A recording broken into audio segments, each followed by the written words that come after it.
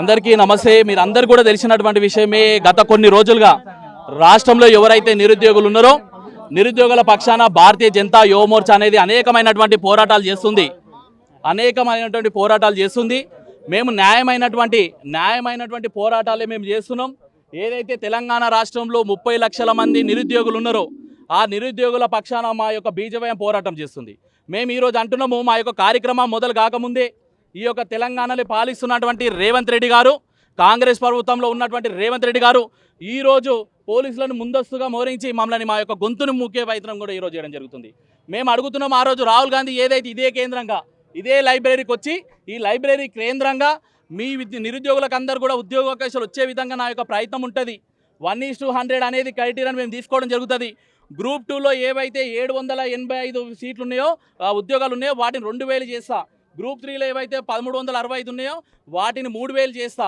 అదేవిధంగా మెగా డిఎస్సిని నేను ప్రతిపాదిస్తా అన్నటువంటి వ్యక్తి ఈరోజు రాష్ట్ర వ్యాప్తంగా ఇన్ని నిరసనలు జరుగుతుంటే, ఇన్ని ఎగ్జామ్లలో విద్యార్థులంతా కూడా అవతాదూసం అవుతుంటే రేవంత్ రెడ్డి ఏడవన్నో అని చెప్పేసి సందర్భంగా అడుగుతున్నాను.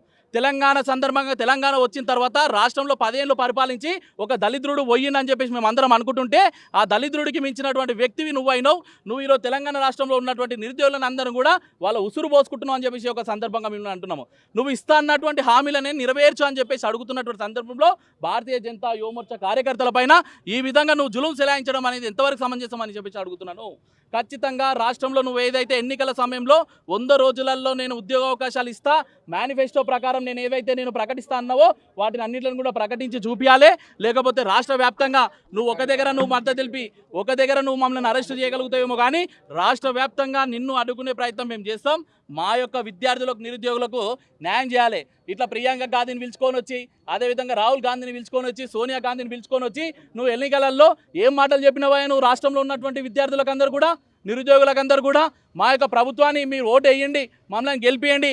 ఇదే చౌరాస్తా నుంచి ఇదే అశోక్ నగర్ నుంచి బస్సులు పెట్టి ఎక్కించుకొని పోయి మద్దతు తెలిపించుకున్నావు కదా. మరి ఇదే విద్యార్థులు మిమ్మల్ని అందరిని అడుగుతుంటే, ఇదే విద్యార్థులు మాకు న్యాయం చేయని అడుగుతుంటే నువ్వు గొంతు నొక్కే ప్రయత్నం చేస్తావా? అదేవిధంగా ఎక్కడైతే రాహుల్ గాంధీకి ఇట్లా చెట్ల కింద కూర్చొని మీ విద్యార్థుల కోసం నేనున్నా, మీ నిరుద్యోగుల కోసం నేనున్నా అని చెప్పినటువంటి వ్యక్తివి మరి ఈరోజు ఇదే నిరుద్యోగులని పోలీసులతో నొక్కే ప్రయత్నం చేస్తున్నావు. మరి నిన్ను ఏ విధంగా విస్మరించాలని చెప్పేసి ఈ యొక్క సందర్భంగా అడుగుతున్నాను. ఖచ్చితంగా మా యొక్క నాయకుల కోసం, మా యొక్క నిరుద్యోగుల కోసం, మా యొక్క యువకుల కోసం భారతీయ జనతా యువ మోర్చా ఎంత దూరమైనా పోవడానికి సిద్ధంగా ఉంది. అంతిమమైనటువంటి వ్యక్తికి న్యాయం జరిగేంత వరకు కూడా మేము వెనకాడే ప్రసక్తే లేదు. పోలీసు వాళ్ళని కాదు కదా, నీ పార్టీ వాళ్ళని నువ్వు ఎంతమందిని మోహరించినప్పుడు కూడా మేము భయపడే ప్రసక్తి లేదు. పోలీసుల దెబ్బలేం కాదు, మాకు పోలీసుల కేసులేం కొత్తేం కాదు, అన్నిట్లకు తెగించి మేము ముందుకు పోయే ప్రయత్నం చేస్తామని చెప్పేసి ఈ సందర్భంగా. ఎక్కడ ప్రతిపక్ష ట్రాంపు?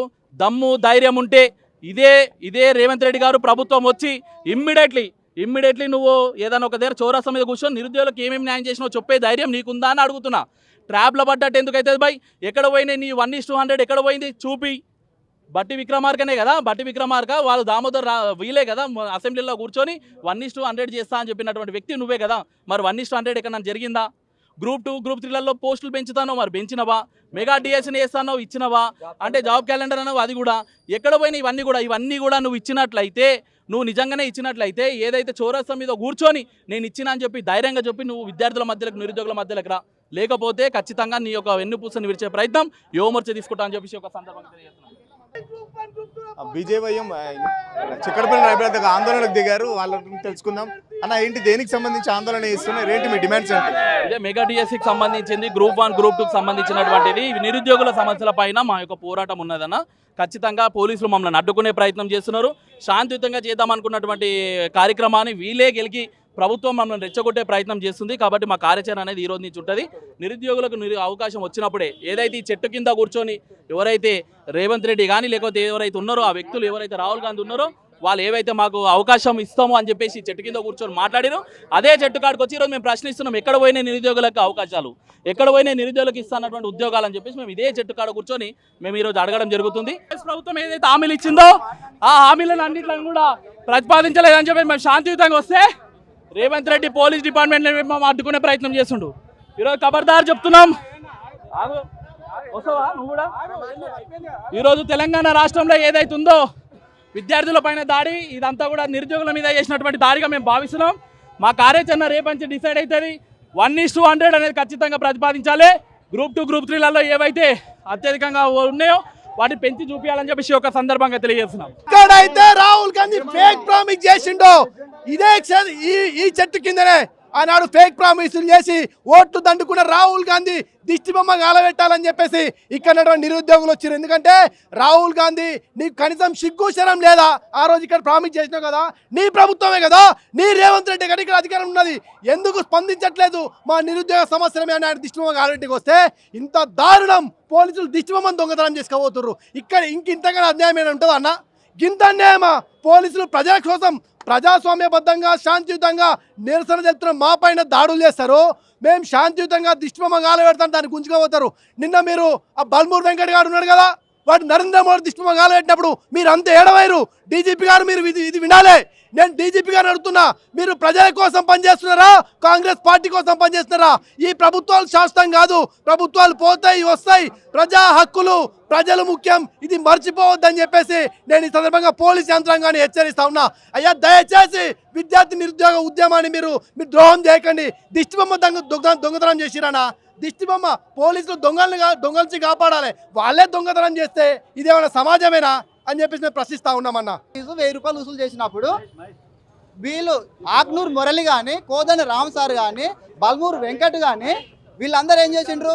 మాకు ఇదే లైబ్రరీకి వచ్చి మద్దతు తెలిపి 1000 రూపాయలు చేసుకుంటే విద్యార్థులు నష్టపోతున్నారని చెప్పి మన అధికారంలోకి రాగానే పిల్లలకి ఇంత ఫీజు ఉండదు, చాలా న్యాయం చేస్తామని అన్నారు. మళ్ళీ ఇప్పుడు కాంగ్రెస్ ప్రభుత్వంలో టెట్ నిర్వహించిండ్రు, డిఎస్సి పెట్టిండ్రు. మళ్ళీ టెట్కు ఫీజు బీఆర్ఎస్ ప్రభుత్వంలో 200 తీసుకుంటే ఒక పేపర్కి మీరు 1000 రూపాయలు వసూలు చేసిండ్రు. అదే డిఎస్కి 200 బీఆర్ఎస్ ప్రభుత్వంలో తీసుకుంటే మీరు 1000 రూపాయలు వసూలు చేసిండ్రు. మళ్ళీ మీరు మా మీద ఎందుకు కపట ప్రేమ చూపుతున్నారు? నిరుద్యోగులు అంటే మీకు ఎందుకు ఇంత వివక్షత అని నేను అడుగుతూ ఉన్నా. బల్మూర్ ఎట్టుపోయిండు, బల్మూర్ వెంకట్ ఎట్టుపోయిండు, ఆయనకు మా వల్ల వాళ్ళకు ఒక ఉద్యోగం వచ్చింది. అదే రియాజ్కు మా వల్ల ఒక ఉద్యోగం వచ్చింది. అది వాస్తవం కాదా? బీఆర్ఎస్ ప్రభుత్వంలో మాకు జరుగుతున్న అన్యాయానికి మీరు మా వెనుక ఉండి మాకు మద్దతు తెలిపి బజార్ల పోటీ తీసుకొచ్చిండ్రు, అన్ని రకాల చేసిండ్రు. మాకు కాంగ్రెస్ వస్తే కలిసి వస్తుందని మేము ఎన్నో కళ్ళు కానీ పట్నం నుంచి పల్లెటూరుకు పోయి కాళ్ళు కంకణ కట్టుకొని కాంగ్రెస్ ప్రభుత్వం అధికారంలోకి వస్తే మా బతుకులు బాగుపడతాయని మా పేరెంట్స్ కాళ్ళు మోకి ఏళ్ళు మోకి మా బంధువులను మా ఫ్రెండ్స్లని అందరూ ఏకదాడి చేసి కాంగ్రెస్ ప్రభుత్వం గెలిపించినాం. మళ్ళీ మీకు ఎక్కడ పోయింది చిత్తశుద్ధి?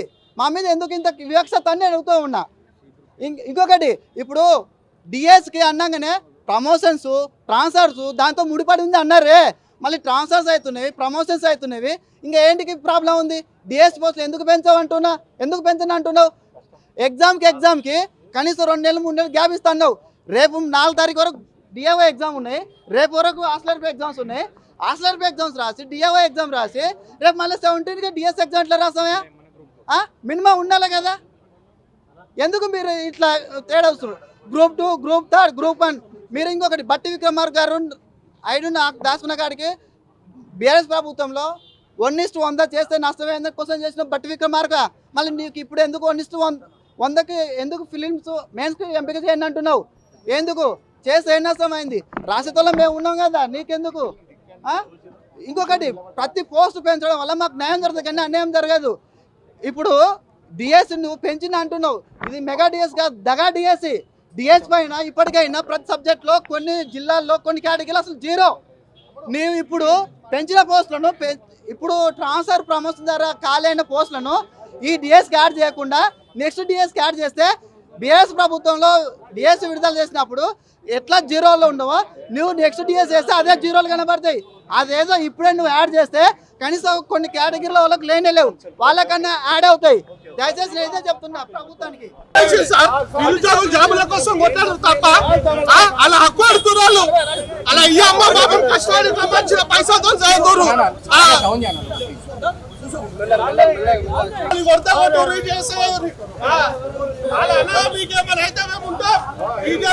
ఉంటది ఈ కాంగ్రెస్ వాళ్ళు మీకు ఉద్యోగాలు ఇస్తాయని చెప్పి మోసం చేసింది.